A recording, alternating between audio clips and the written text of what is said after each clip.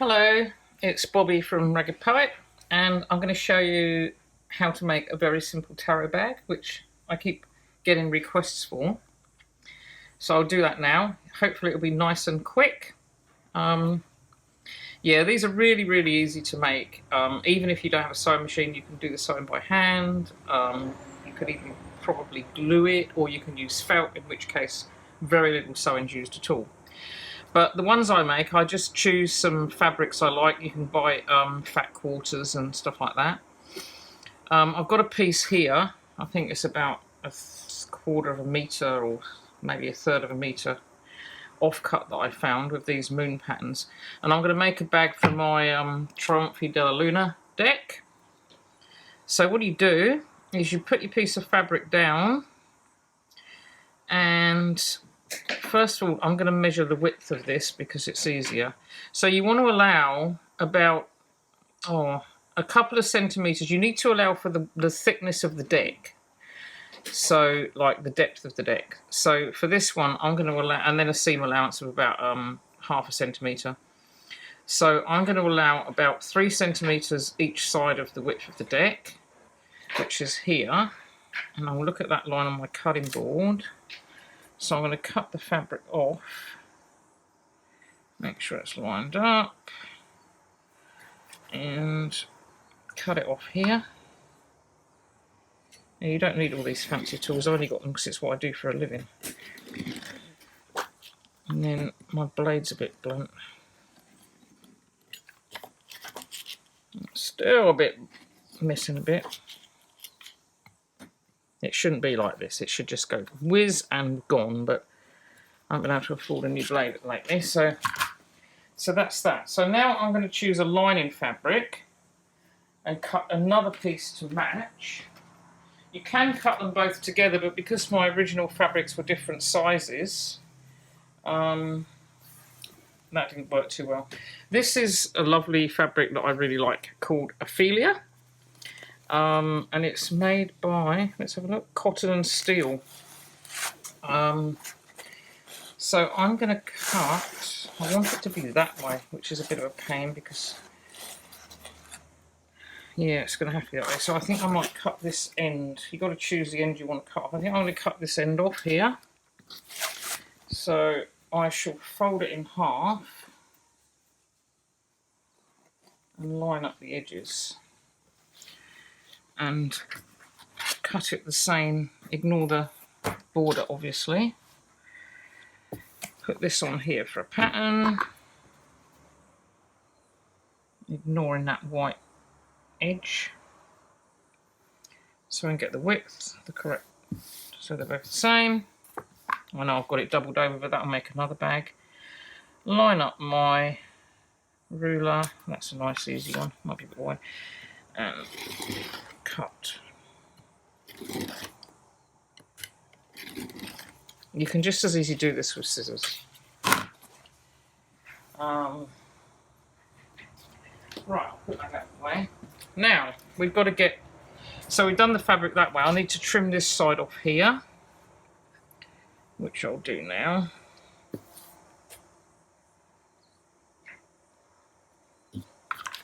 It might be a bit of a funny angle, this video. I only have an iPhone to film my videos with, so I do the best I can with the angles and stuff.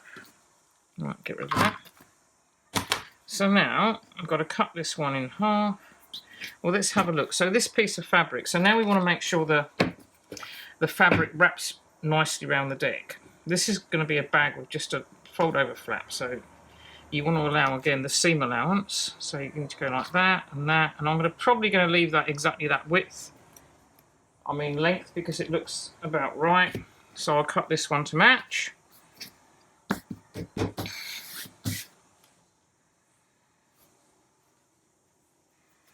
it that way.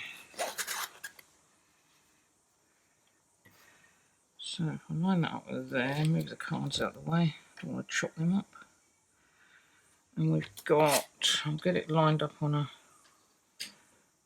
good thick yellow line. They're all matching, got a straight edge down the bottom. And then once again we do the cut.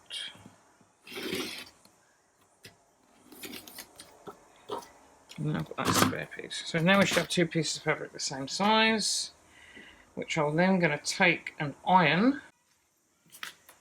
Okay, so now my fabrics are all nice and flat, and what I'm going to do now is put them right sides together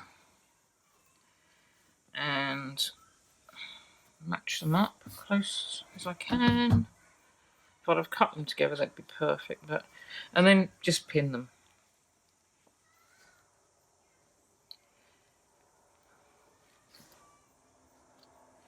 These are both cotton, so they're not too bad. If you use silky or slippery fabrics or velvet, you need a lot of pins because they slip and slide in the sewing machine. They're a nightmare to stitch with.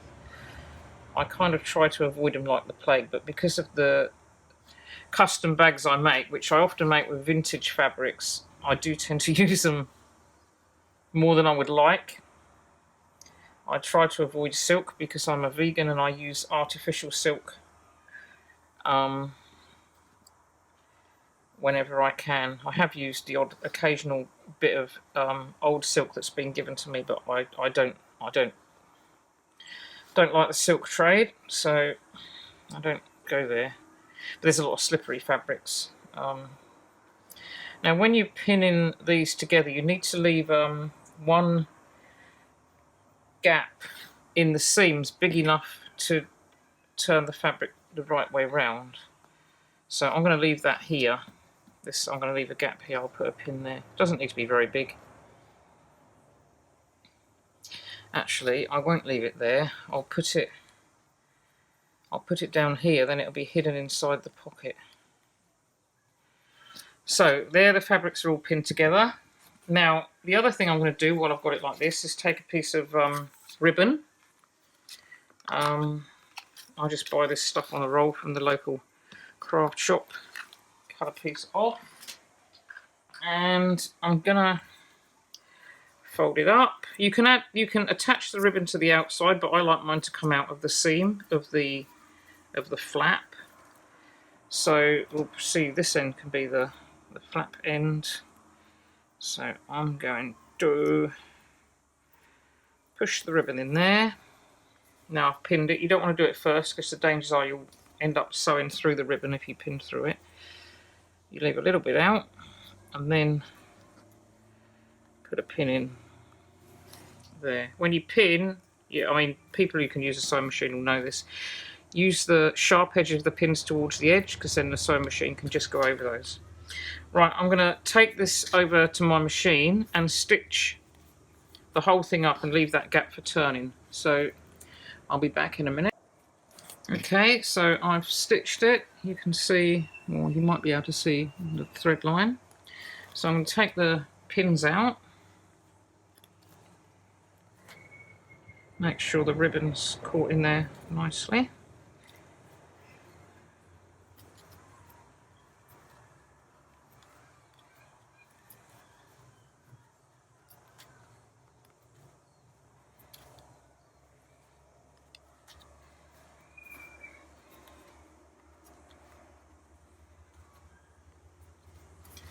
Right, I think that's all of the pins.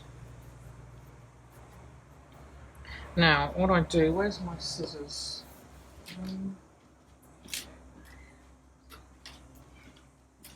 I snip the corners off because it makes neater corners when you turn it round the right way. And any excess fabric. And I've got quite a wide seam here, so I'm just gonna get rid of that. I'll just sweep everything on the floor and do it at the end. Just gonna trim this up here.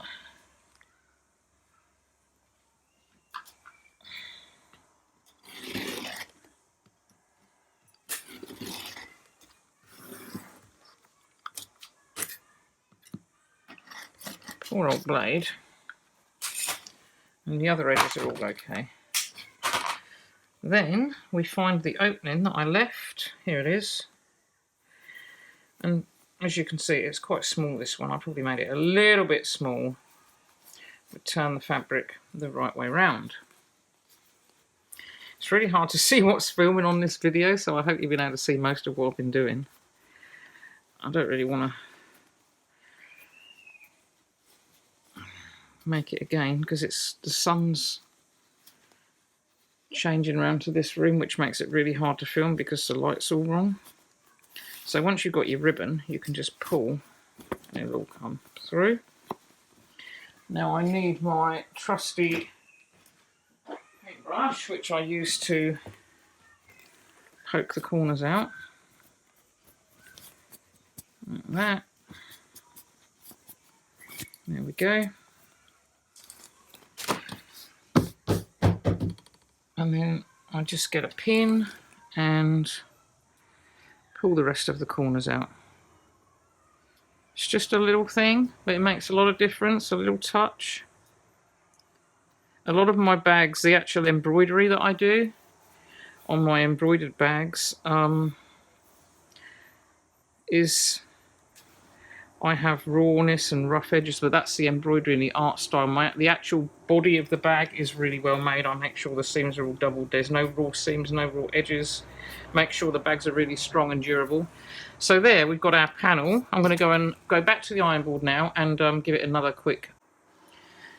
So that's done. You can see you've got the ribbon out this end. Now I've got the opening that I left here. I'm just going to go over to the sewing machine and quickly stitch. So I stitched that opening up, and now I have my beautiful panel. Really liking these fabrics together. So now I've got my deck. I'm going to put it on the panel and work out how it's going to fold round. So that's about perfect. So I'll keep that there. Line it up. I'm going to pin these two sides. I only need a little pin to hold them in place because I'll do it there.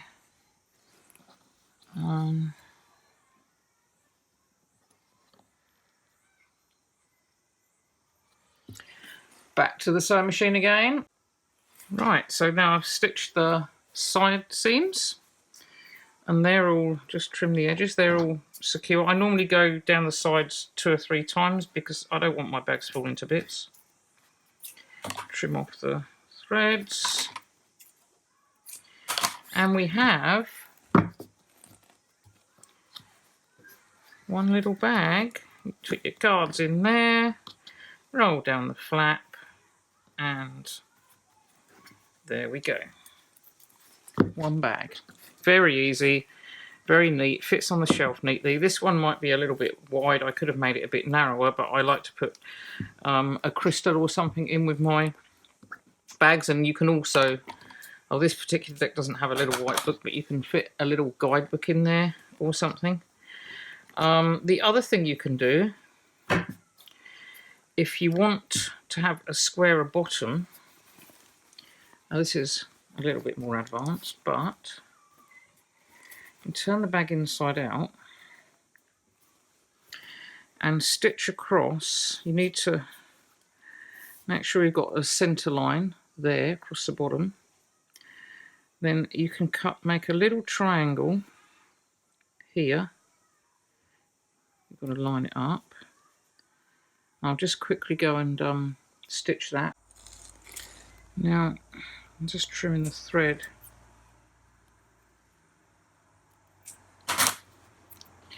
I don't know if you can see, I've actually stitched across there, and what that does, when you turn the bag the right way round, it gives you a square, kind of squared off kind of base for the bag. So when you put the cards in, the bag's got this flat base, and you can still wrap round. You can see that it's got like a side panel now. So that's something else you can do, a little extra if you want to. Just depends on how you want the bag. Just gives it that flat base look. So there we are, one taro bag. And said you can just go and buy fat quarters. A fat quarter is enough to make a deck bag. Well, you should be able to get 2 bags for most small size decks out of a fat quarter. I said I don't sell these bags. I sell custom made bags. I don't sell these simple ones because there's hundreds of people or loads and loads of people on Etsy and around who sell them. The reason I don't sell them is because, to be honest, by the time I've bought the fabric, made the bag, I buy good quality fabrics, and often, as I said, vintage, which cost more.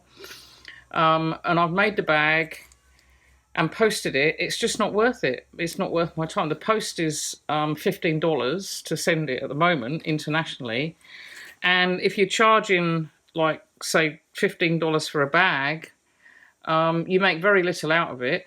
And not that I make a lot of my other bags anyway, because the hours that go into my embroidered bags is huge.